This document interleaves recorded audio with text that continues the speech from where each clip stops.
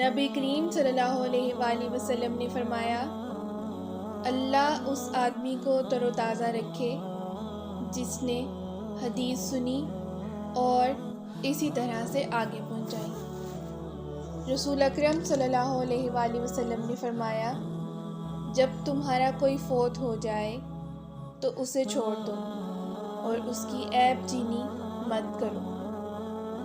جو شخص فوت ہو جائے اس کے انجام کے متعلق خود ہی رائے دینے اور عیب بیان کرنے سے پرہیز کریں۔ اس کی مغفرت اور درجات کی بلندی کے لیے دعا کریں۔ خیر بیان نہ کر سکے تو فوت ہونے والے کے معاملے میں خاموش رہیں۔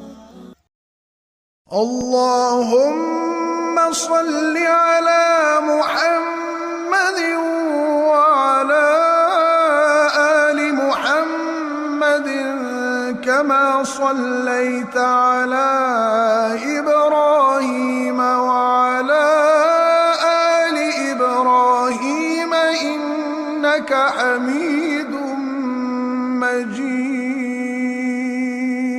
اللہم بارک علی محمد وعلی آل محمد كما بارکت علی ابراہیم وعلی آل ابراہیم انک حمید